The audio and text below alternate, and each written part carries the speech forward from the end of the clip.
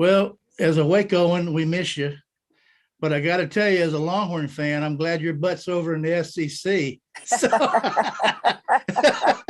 it gives me a chance. I hear you. I hear you. Hello, everybody, and welcome to the show. And today's guest needs no introduction at all.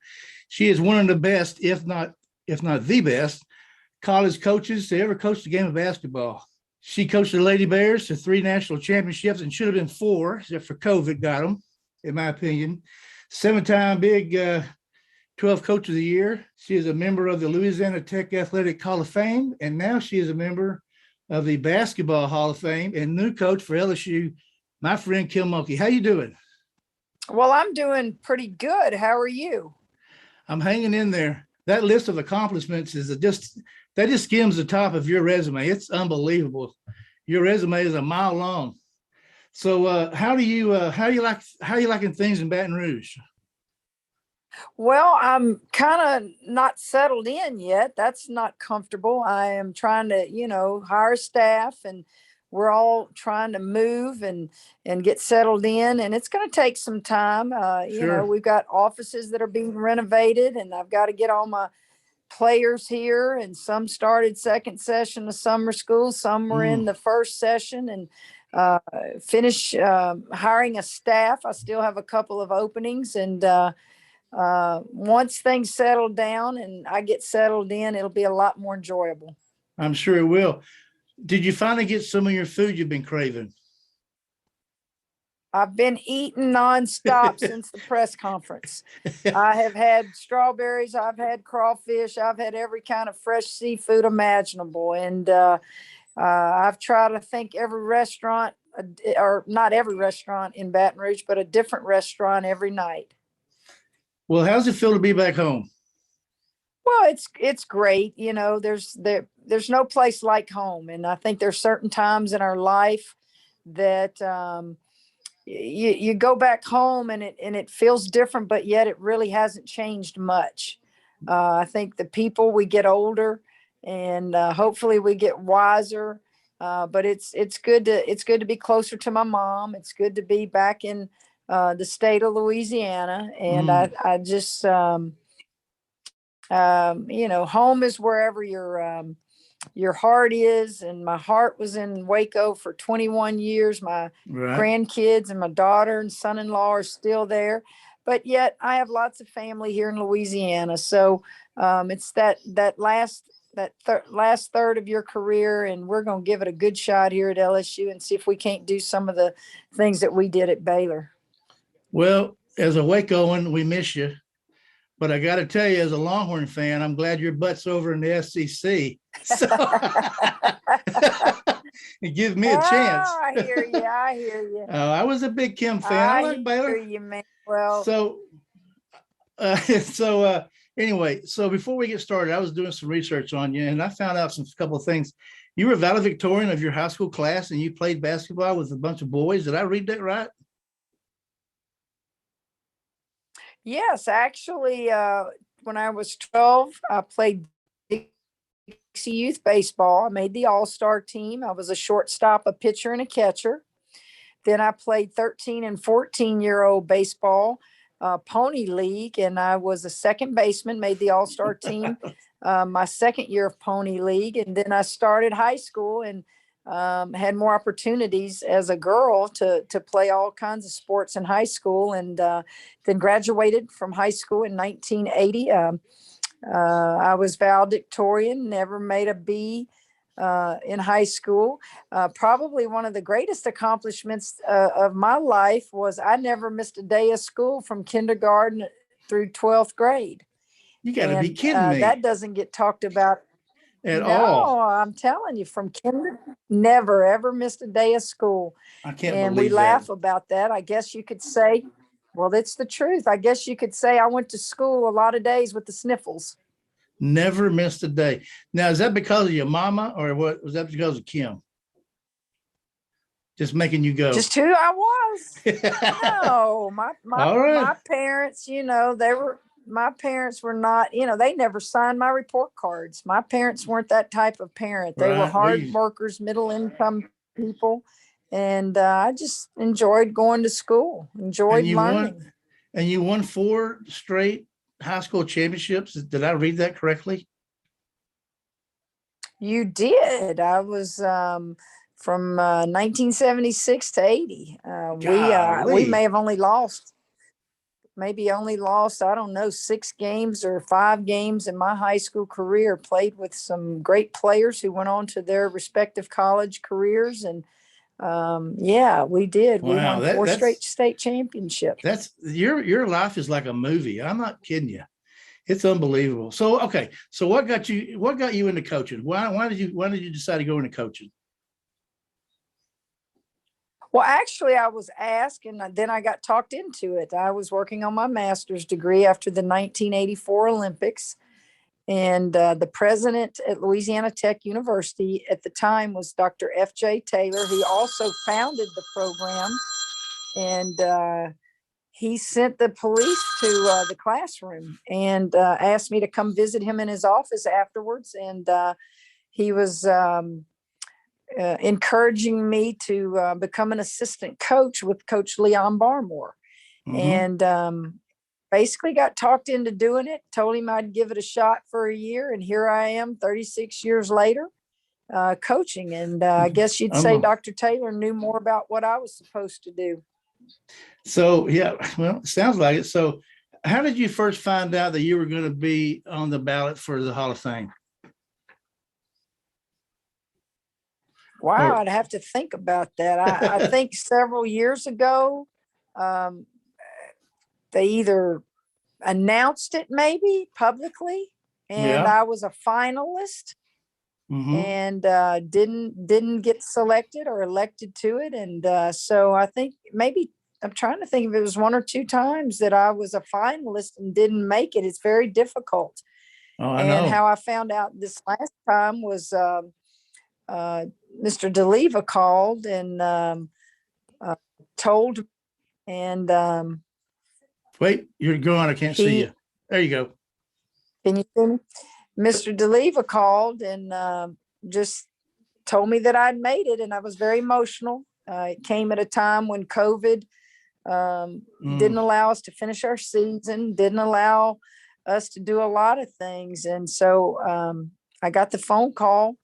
And in fact, I think it was raining the day I got the phone call, because I remember going outside and tearing up and just very emotional. It's something that you don't go into coaching to do. You just want to be successful and touch lives. Sure. And win some games and then win some championships. You don't ever get into it thinking that you're going to have an opportunity to go into the Hall of Fame. Absolutely. That was actually my next question.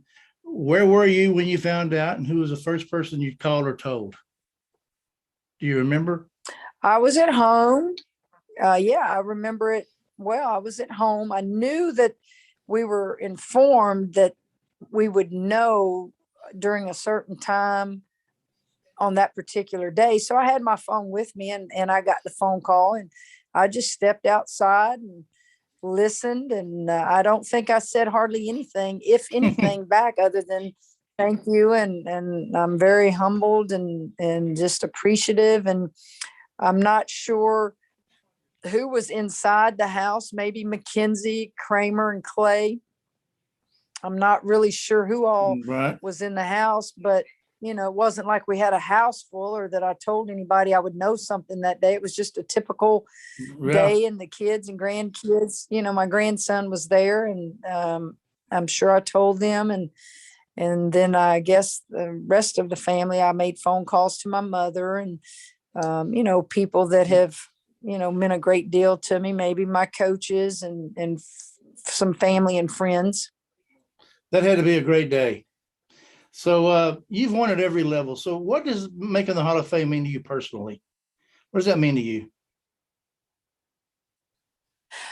Well, it doesn't change who you are as a person.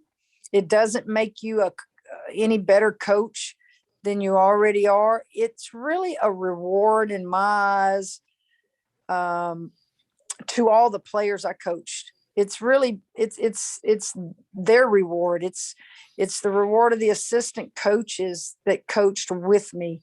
I'm just the recipient. Those of us who get elected to the Hall of Fame as coaches are the recipient because we happen to be the leader.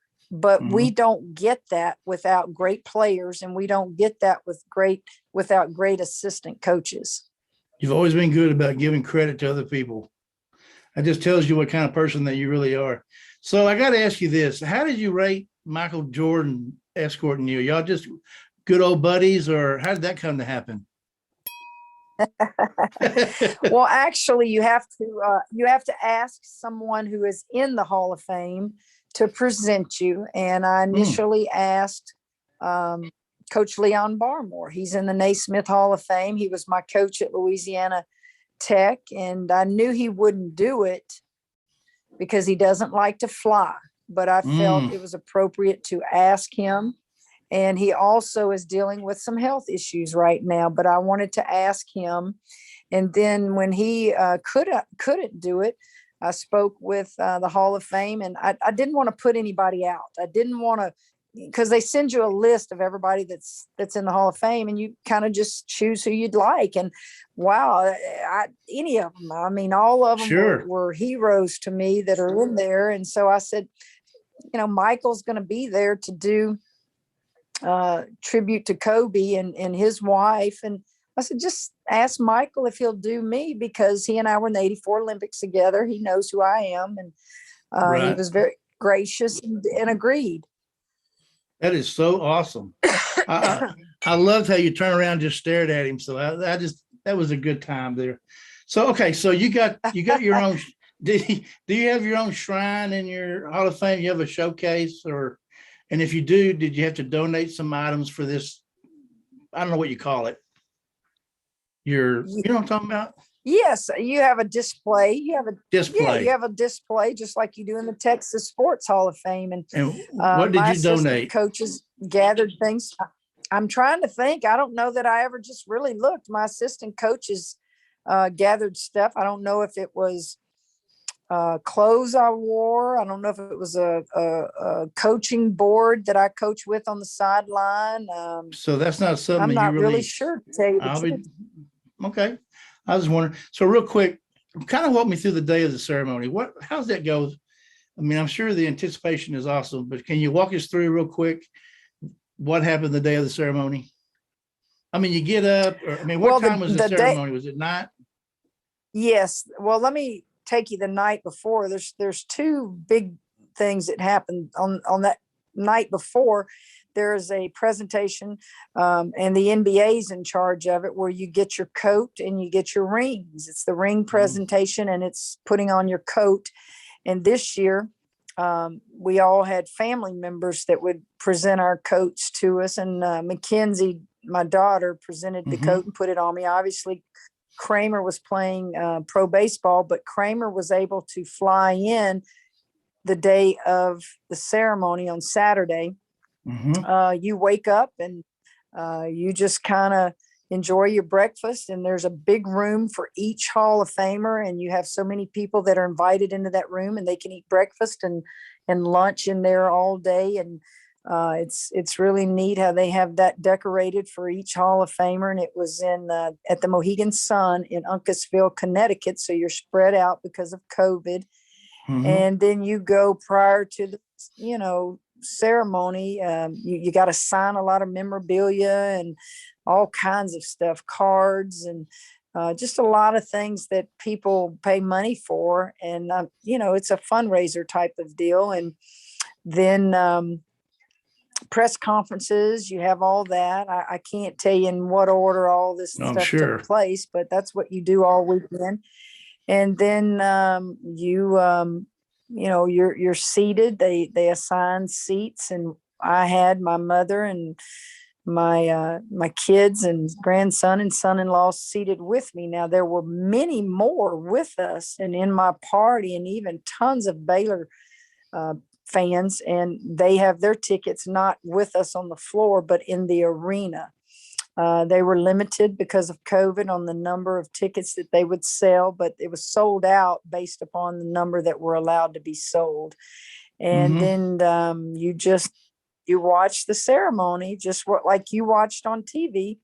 We have to send ahead of time our speech or whatever it is we want to say for, obviously wanted to put it on a teleprompter and archive it. Well, I don't follow speeches. I speak from the heart, and I tried to follow what I had written, but after about the first 2 or 3 sentences, that was it for me. I said, I'm not using a teleprompter. I know how I feel, what my heart says, and just talk and be you. It's genuine. Do you get nervous like in a situation like that? Do you get nervous? No, not at all. I've always been very comfortable just being me and talking, and it's very comfortable. I've never had a problem expressing myself when it comes to speaking, and some people it's not very comfortable. Right. Well, I want to tell you, it's nice to have good things happen to good people, and that's you. And Baton Rouge is in for a treat because you're very approachable. You're very humble. We're going to miss you, but I'm happy for you that did you notice I wore my purple shirt for you? I did. I noticed that. Go Tigers. Go Tigers. All right. So my last question, then I'm going to let you go. Somewhere out there's somebody's going to be watching this video that wants to be a coach, maybe a new coach. What's the one piece of advice you're going to give that person, either he or she?